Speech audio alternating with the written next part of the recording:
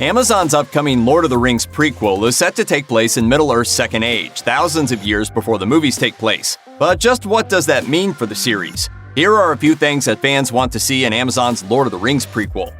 One of the most tantalizing facets of Middle-earth's Second Age is the constant presence of the story's most iconic villain, Sauron.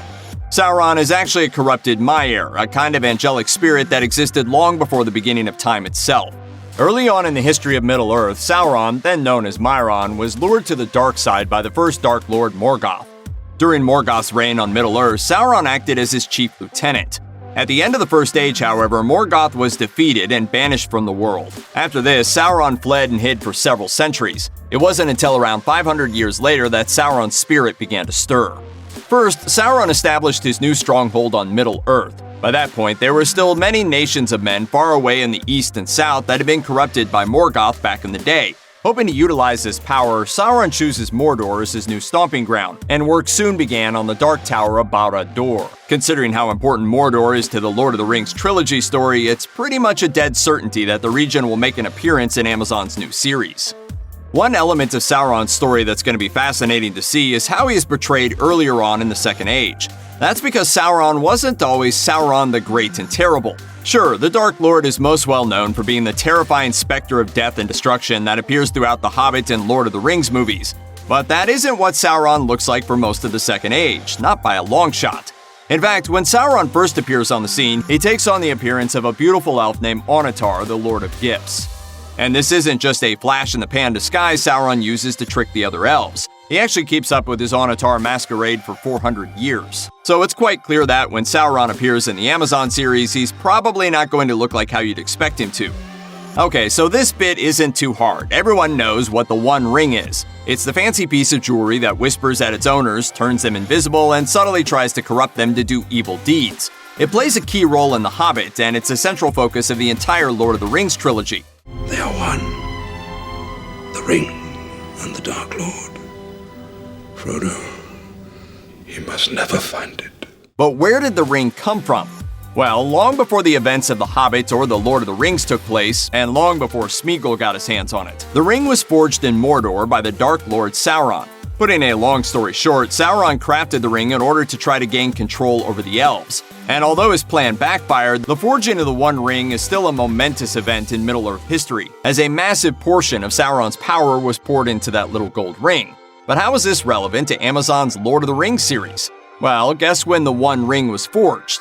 Yeah, that's right, slap bang in the middle of the world's Second Age. So how did the One Ring actually work? How was Sauron hoping to control the people of Middle-earth through a tiny little trinket? Here's how it started. During the Second Age, Sauron actually spent a good chunk of his time helping the elves forge their own rings of power. Disguised as an elf named Annatar, the Dark Lord hooked up with a group of particularly talented elfish craftsmen, who were then led by an elf named Celebrimbor. Under Annatar's guidance, Celebrimbor and his elves forged 16 rings. Then, using what they had learned from the disguised Dark Lord, they forged for themselves 3 greater rings of power: Vilya, Narnya, and Nenya. Once the great elves of Middle-earth were suitably bejeweled, Sauron returned to Mordor to forge the One Ring, into which he poured a great deal of his own strength. After the ring was finished, he tried to use it to exert his will over all the other rings of power. Unfortunately for him, Sauron was unable to control those other rings, and as soon as he put on the One Ring, the elves realized that they had been betrayed. Enraged, the Dark Lord launched an attack on the elves, beginning what's known as the War of the Elves and Sauron. Over the course of this war, Celebrimbor is killed, all but the 3 rings are reclaimed by Sauron, and Mordor's armies overrun practically every corner of Middle-earth. The entire story is dripping with drama and could easily take up a season or more of Amazon's new show. Most of The Lord of the Rings centers around Sauron's attempt to gain control of Middle-earth by force. Even his pursuit to the One Ring is centered around the ring's ability to dominate the will of others and accelerates his ambitious conquests. But the War of the Ring wasn't Sauron's first taste of conquest. In fact, during the main trilogy, the Dark Lord is simply trying to regain what he controlled during the Second Age.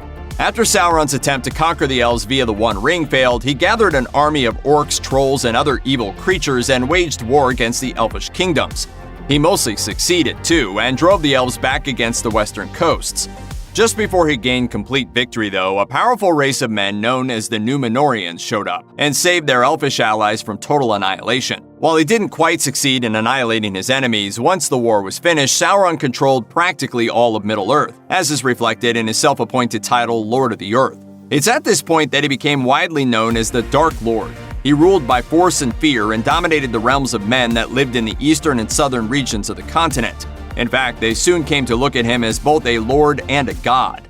Not only orcs, but men as well. Legions of Haradrim from the south. Mercenaries from the coast.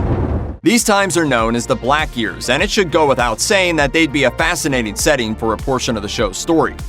While a lot of interesting stuff goes on during the Black Years, there's one particular aspect of that era that is really worth exploring. After Sauron defeated Celebrimbor and seized most of the Rings of Power, he began to distribute them to various other people that he wanted to dominate.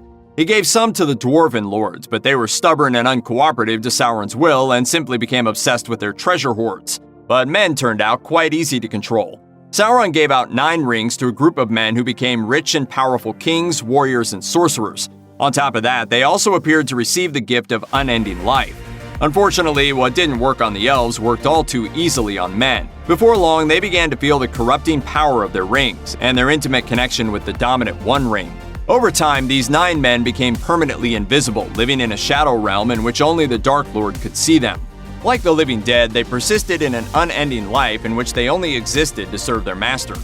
If this all sounds familiar, it's because you've seen these demonic servants before. They are the Nazgûl, the Black Riders that chase Frodo and his friends out of the Shire and across Middle-earth. The Second Age is basically an origin story for these terrifying villains, and it'd be a real shame not to include them in the upcoming series. The Second Age isn't just the cradle of Middle-earth's evil, though. It's also the time in which some of the world's most important elfish settlements were established. Right from the get-go, literally in year 1 of the Second Age, the elfish dwelling of Mithland was settled on the northwestern shores of Middle-earth. This harbor is the continent's primary connection to the otherworldly blessed realm of Auman. In practice, Mithland provides the elves with an opportunity to escape and join their kindred in the west, should they want to leave Middle-earth for good. The harbor is also known as the Grey Havens and makes an appearance at the very end of the Return of the King. The other elfish town worthy of note is Rivendell. The stronghold that plays a key role in both the Hobbit and the Lord of the Rings stories was initially founded partway through the Second Age. Elrond founded Rivendell as a refuge for his elves after he retreated from Sauron's armies during the War of the Elves and Sauron. Considering its importance throughout Middle-earth history, it would be a fine treat for fans to glimpse an earlier inception of this powerful elfish settlement. You are very welcome to stay here, if that is your wish. Few faces are as familiar to Lord of the Rings fans as Galadriel. The elfish leader is instrumental in helping the Fellowship during the Lord of the Rings, and she gets in on the action in Peter Jackson's adaptation of The Hobbit, too. But fans will know that by that point in the story, Galadriel has had a hand in Middle-earth's fate for thousands of years. By the beginning of the Second Age, Galadriel had already married her husband Celeborn, and the elfish couple spent most of the age slowly moving around Middle-earth. Wherever they went, they usually ended up helping to lead some group of wandering elves or another. They also spent time with Celebrimbor, visited Rivendell, and got caught up in elfish politics from time to time. It was also around this point that Galadriel was given Nenyaw, one of the 3 elven rings that Celebrimbor hid from Sauron. She also gave birth to her daughter, Celebrian, who went on to become the wife of Elrond and the mother of Arwen. Needless to say, it wouldn't be surprising if at some point Galadriel or Celeborn made an appearance or two on the show. Gandalf's duel against the Balrog in the Fellowship of the Ring is one of the story's most iconic moments. That confrontation takes place in the dusty remains of Moria, but as you'd expect, there was a time at which Moria was populated. If you wind things back to the Second Age, this kingdom, known as Khazad-dûm, had already been around a very long time, and it's still filled with dwarves that are alive and well.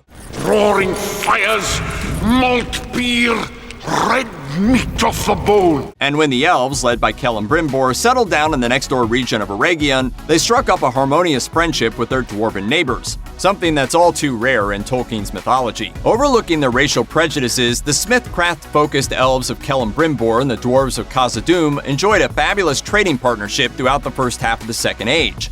However, this came to an abrupt end when Sauron attacked Celebrimbor's people and the dwarves were forced to shut their gate. They didn't do much after this until the very end of the Second Age, when they came back out to help in the War of the Last Alliance. By the time of the Lord of the Rings, few relics remained from the alliance between the elves of Eregion and the dwarves of Khazad-dûm. One of them, however, could make a surprising cameo during Amazon's upcoming series, The Doors of Durin. At its height, Khazad-dûm stretched from one side of the Misty Mountains to the other, and on the western side of the mountain range it had one primary entrance, known as the Doors of Durin. Fans of the Peter Jackson films will recognize these glowing doors from one of the Fellowship of the Ring's most famous scenes. Granted, the Fellowship's encounter with the doors ends pretty badly, but in the Second Age, the Gateway was a much happier place, and the doors themselves are usually left open, with elves and dwarves passing through with impunity. The gates themselves were designed and built through an extremely rare cooperative effort between the ring forger Celebrimbor and the dwarven craftsman Narvi, both of whom were recognized as the two greatest artisans of the age. Seeing these gates being built and ultimately sealed shut would be a welcome nod to the events of The Lord of the Rings. One of the most important facets of Amazon's Lord of the Rings prequel can be found off the mainland of Middle-earth, out in the Western Seas. Here you'll find one of the iconic geographic locations of the Second Age, the island of Númenor, also known as Westeros. This island ends up playing a critical role in the later events of the Age. As the Second Age kicks off, though, the landmass doesn't yet exist. The First Age ended with the catastrophic War of Wrath, which led to a large chunk of Western Middle-earth being sunk beneath the ocean. In the aftermath of this cataclysmic event, the angelic stewards of the Earth, known as the Valar, raised up a star-shaped island continent.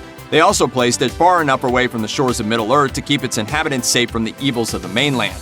The Valar blessed the island themselves, making it extremely fertile, and offered it as a land of refuge to the men who fought on their side during the War of Wrath. The island is technically called Ondor, the Land of Gift, but it ultimately becomes known as Númenor, named after the people that dwell there. The group of men that ultimately found the island of Númenor is led by a guy named Elros, who happens to be Elrond's brother.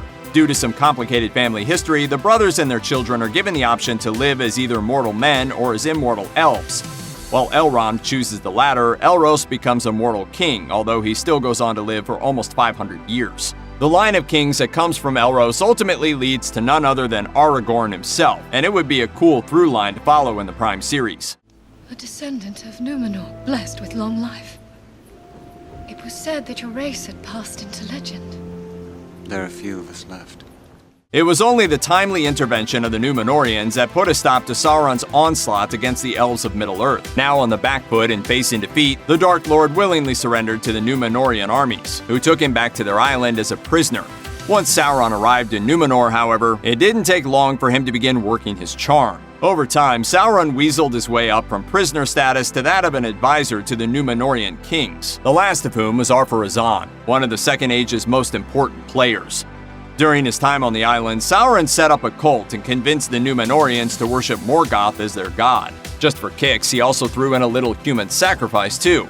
But his greatest victory came when he convinced Ar-Pharazôn to attack the Valar themselves, in a foolish attempt to claim their immortality from them. Just as Sauron had planned it, the invasion backfired, and Ar-Pharazôn and his army were ruthlessly destroyed. But here's what Sauron didn't see coming. Startled by the Númenorian invasion of their land, the Valar appealed to Iluvatar, the omnipotent god of the universe, and asked for his help. Iluvatar agreed and decided to intervene, something that only ever happened a handful of times during Middle-earth's history. Iluvatar sunk Númenor beneath the ocean, turned the flat world into a round planet, and separated Valinor from Middle-earth forever. Only a few Númenorians who had been faithful to the Valar escaped back to their colonies on Middle-earth. Sauron, meanwhile, had his spirit torn from his physical body and fled back to Middle-earth himself. It's a heck of a story, and there's pretty much no chance it won't make up a significant part of Amazon's Lord of the Rings series. After Númenor sinks beneath the waves, the narrative of the Second Age shifts back to the mainland. Sauron, having lost his physical form in the chaos, fled back to Mordor, where he slowly began to rebuild his power. In the meantime, the few surviving Númenorians also arrived on the mainland.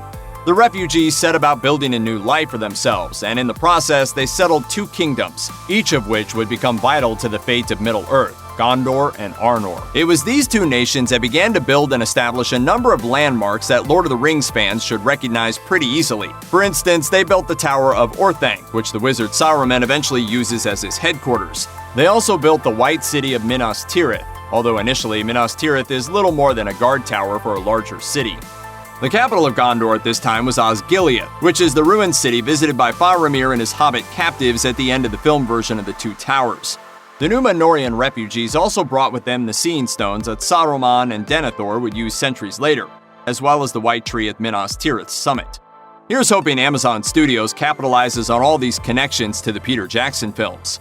Seeing that their enemy followed them back to Middle-earth, the Númenóreans joined with the elves and dwarves and founded the Last Alliance. They took the fight to Sauron himself, laying siege to Mordor and fighting the deadly Battle of Dagorlad in the process. Eventually, the Last Alliance defeated Sauron and routed his armies from Mordor. Over the ensuing years, the battlefield at Dagorlad slowly became the swampland known as the Dead Marshes, a terrifying land haunted by the spirits of the soldiers who fell during the battle. Now, the War of the Last Alliance and its long-lasting effects on Middle-earth have been well portrayed in Peter Jackson's film trilogy. But with their new series, Amazon has a chance to tell the whole story, from its dramatic beginning to its tragic end.